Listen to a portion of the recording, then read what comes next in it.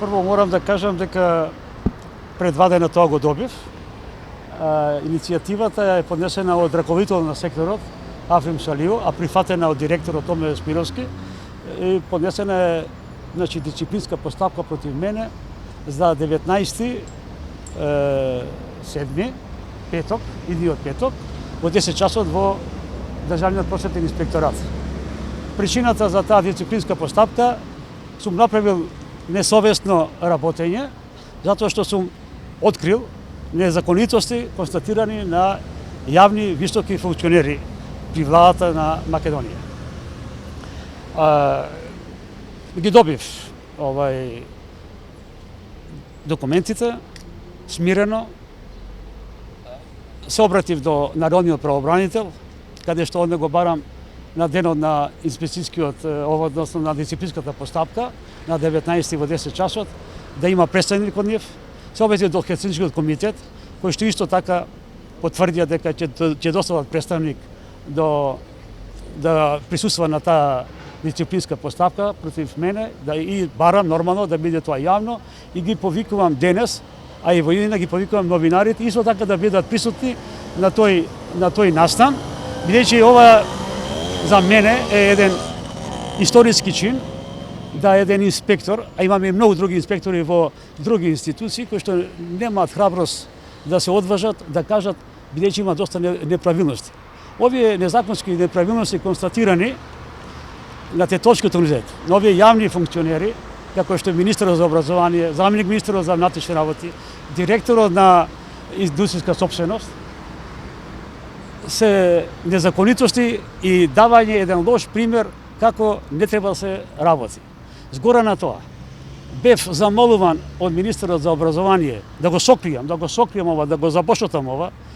Бев замолен од заменикот министер за внатрешни работи, кој што дури ми укажа дека да внимавам дека имам и семејство и деца, што едно предупредување и заканување од страна на директорот Томе Спировски и од заменикот и од инспекторот Африм Салиу ми беше укажувано да не излезат тие записници и решенија во јавноста, да се сокријат.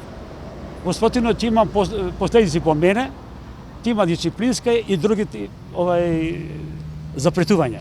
Еве се случи пред 2 дена да добијам покана за расправа на 19 дисциплинска постапка за несовесно, пазите, несовесно работење. Вината е моја што сум ги открил овие работи. Вината е моја што сум го запознал Државната комисија за корупција.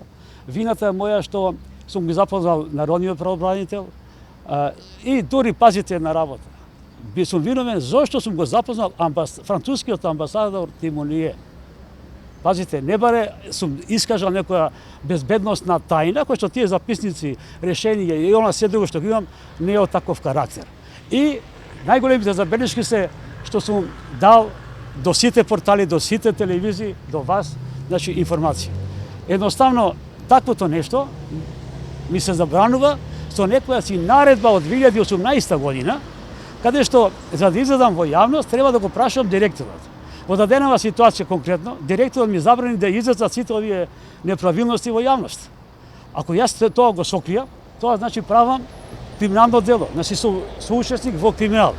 А јас тоа не сакам да бидам, бидејќи од јануар месец натака веќе одам во пензија и сакам мирно, достоинствено, професионално да се завршам мојата работна кариера, а нема да останам на тоа. После се тоа, јас планирам да напишам и книга, и таа книга да биде посветена за сите студенти кои што студираат правен факултет, да видат како нивните професори незаконито работаат.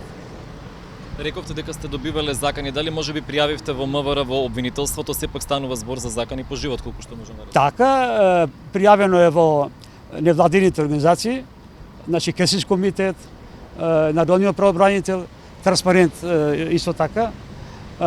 Побарано е, морам тоа да кажам, неколку пати да имам средба со министерот за внатрешни работи Оливер. Скоро пред недела ден и нешто, 2-3 пати се јавив. Дали господинот нема време да ме прими, што е причината не знам, или да ме насочи кај некој друг да ме прими, не знам, тоа е. Значи, информирани сте вие како новинари за целосно тоа и барање, нормално, барам да бидам заштитен согласно законот за укажувачи до Државната комисија за корупција, бидејќи тоа заканување од страна на заменикот министер е недостојно и морам да бидам заштитен. Пред известен период министерот за образование, наука, академија искажа дека надлежните институции се тие кои што треба да постапуваат доколку има такво нешто. Меѓутоа се наврати на еден момент дека и претходно во државниот просветен инспекторат имало многу вакви случаи, меѓутоа не биле јавно експонирани. Дали вие како инспектор кој што долги години работи таму сте се соочиле со претходно ваков момент и дали такво нешто имате пријавено или тој случај Така, така. Се јас што сум имал како предмет за расправа, сум го изјаснувал до крај. Не сега и порано. Ова сега што е бил мој предмет, што ги имам искажано, а она што го искажа господинот министер, нека му се обрати на раководителот на секторот, Африм Салију. Дали тој имал таков предмет? Ако имал таков предмет, до кај што е? Дали е сокриен или како е? Значи, да се обрати, да побара од институциите, од господинот Африм Салију, што го бара дека имало такви случаеви. Ако имало такви случаеви, јас таков случај сум немал. Може би имал господинот Африм Салију и тој треба да го тоа каже и до кај била ситуацијата и дали некој му вршил притисок да го забошоти тоа. Ако мислат дека и со мене така ќе работа за да се забошоти, се лажат, бидејќи не да се фалам, него јас сум специализирал на детските и човекови права, си ги знам своите права, си ги знам си човекови права и знам до кај може да биде. Ова запретување со дисциплинската постапка, со така наречените наредби, е во системи тоталитаризми. Во систем каде што нема демократија, во систем каде што нема право. А ние тежнееме токму да одиме кон тоа право, кон тие европски интеграции и така натаму. Ви одговорија ли од антикорупцијска нешто до сега? Разговаравме со нив, веќе закажа средба ќе имаме во понеделник. Средба ќе имаме во понеделник, бидејќи се што ми побара годишна програма дали, бидејќи директорот кажува дека тоа било мој став.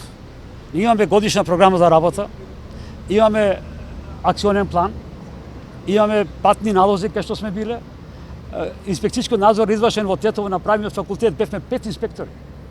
Што тие ќе го потврда тоа на денот кој ќе биде дисциплинската постапка, ќе го потврда сето тоа. И тие запретувања што ми беа упатени од него кон мене, и затоа јас бев принуден да не се почитува таа наредба, бидејќи таа наредба никогаш немаше да се реализира, ја да излезам во јавноста, туку ќе бев соучесник на криминал. За такво нешто јас не сакам да бидам и да учествувам во такво нешто.